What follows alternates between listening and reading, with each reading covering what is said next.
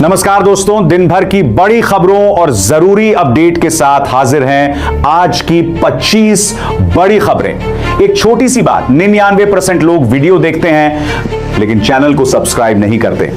अगर आप हर बड़ी खबर सबसे पहले पाना चाहते हैं तो चैनल को सब्सक्राइब जरूर कर लें। तो साथियों, शुरू करते हैं आज की 25 बड़ी खबरें। प्रधानमंत्री नरेंद्र मोदी आगामी शुक्रवार यानी 17 जुलाई को पंजाब के एक बेहद महत्वपूर्ण दौरे पर जाने वाले हैं। इस बड़े और खास दौरे के दौरान पीएम मोदी पंजाब की जनता को एक शानदार सौगात देते हुए 2500 करोड़ रुपए से अधिक की कई बड़ी विकास परियोजनाओं का शिलान्यास और उद्घाटन करेंगे। इस विशेष पैकेज में कई आधुनिक स्वास्थ्य केंद्र और ग्रामीण इलाकों की रेलवे कनेक्टिविटी को पूरी तरह मजबूत करना शामिल है।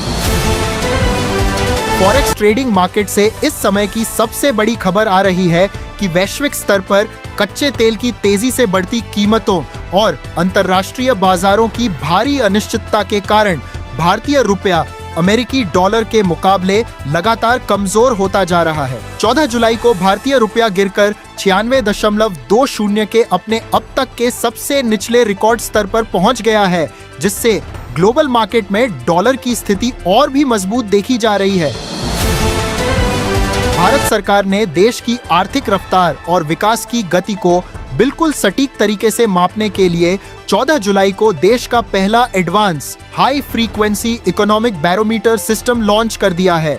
सरकार के इस बिल्कुल नए आर्थिक पैमाने के आ जाने से देश के छोटे व्यापारियों, स्टार्टअप्स और बड़े उद्योग जगत को समय रहते अपनी चुनौतियों को पहचानने और अपनी बिजनेस रणनीति को बदलने में बहुत बड़ी मदद मिलने वाली है। मंत्रालय स्तर से इस वक्त एक बहुत बड़ी और महत्वपूर्ण अपडेट निकलकर सामने आई है। केंद्रीय सहकारिता मंत्री अमित शाह ने नई दिल्ली के विज्ञान भवन में सहकारिता मंत्रालय के 5वें स्थापना दिवस समारोह को मुख्य अतिथि के रूप में संबोधित किया। उन्होंने देश की जनता को बताया कि पिछले 5 सालों के भीतर 8.5 लाख से अधिक नई सहकारी संस्थाओं के जुड़ने से देश के लगभग 32 करोड़ लोगों को सीधा फायदा पहुंचा है। सड़क परिवहन और राजमार्ग मंत्री नितिन गडकरी ने राष्ट्रीय राजमार्ग रसद प्रबंधन लिमिटेड के शीर्ष अधिकारियों के साथ एक हाई लेवल समीक्षा बैठक पूरी की है।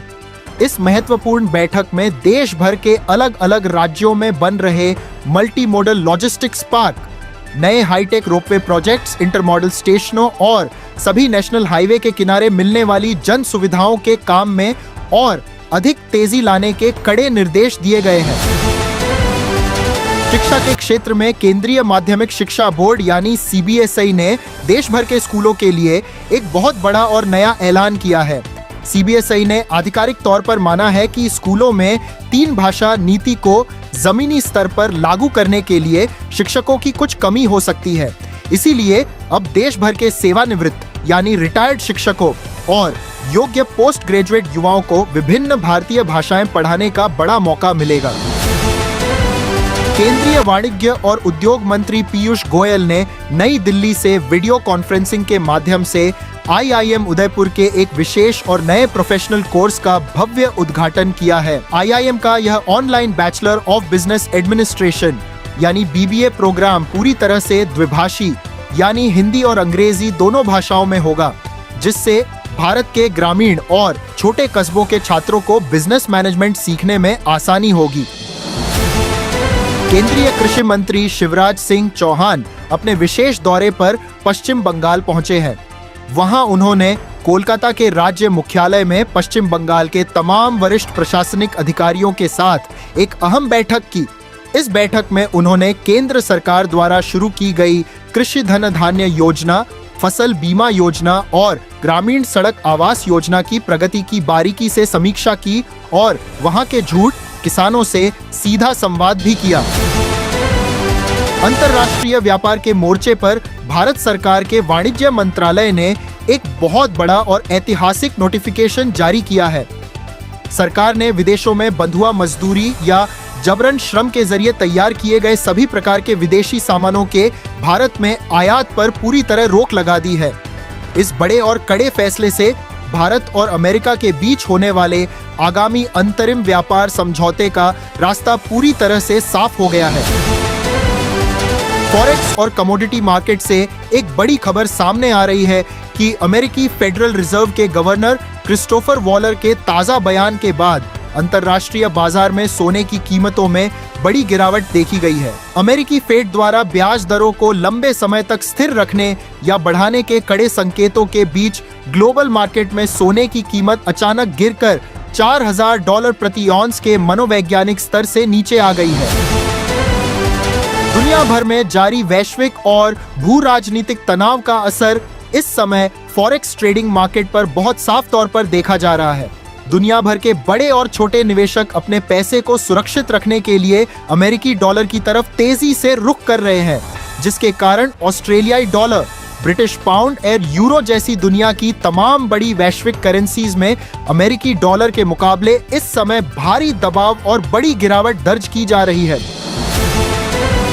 के विदेशी व्यापार और अर्थव्यवस्था को लेकर कुछ नए और चौंकाने वाले आंकड़े सामने आए हैं। वर्ष 2026 की पहली छमाही के दौरान चीन से भारत का कुल आयात लगभग 21.8% की भारी बढ़त के साथ $80 बिलियन के सर्वकालिक रिकॉर्ड स्तर पर पहुंच गया है।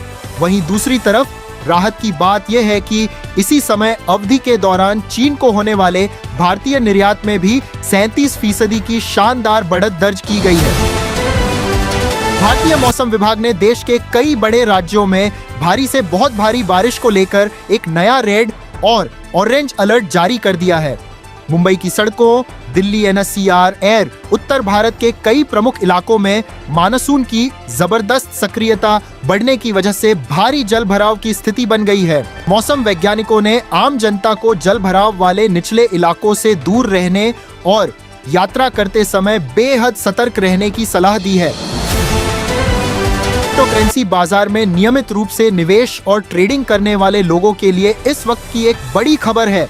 दुनिया की सबसे लोकप्रिय और बड़ी डिजिटल करेंसी बिटकॉइन इस समय अंतरराष्ट्रीय बाजार में $62,400 से लेकर $62,600 के बीच मजबूती से कारोबार कर रही है। बड़े बाजार विश्लेषकों के मुताबिक बिटकॉइन इस समय अपने सबसे मजबूत सपोर्ट लेवल पर टिका हुआ है और यहां से इसमें बड़ा उछाल आ सकता है।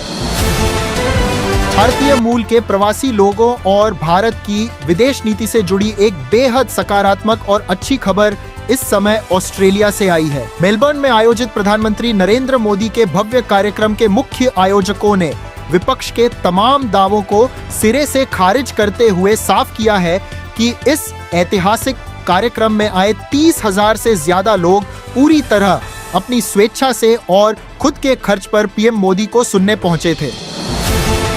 दिल्ली विश्वविद्यालय में इस साल ग्रेजुएशन कोर्सेज में दाखिला लेने के लिए देश भर के छात्रों के बीच एक अभूतपूर्व और भारी उत्साह देखा जा रहा है। डीयू के आधिकारिक पोर्टल से मिले आंकड़ों के मुताबिक विभिन्न अंडर ग्रेजुएट कोर्सेज में एडमिशन के लिए अब तक 3 लाख से कहीं अधिक छात्र अपना सफल रजिस्ट्रेशन करा चुके हैं, जिसके कारण इस बार कॉलेजों की पहली कट ऑफ लिस्ट बेहद कड़ी और ऊंची रहने की पूरी उम्मीद है।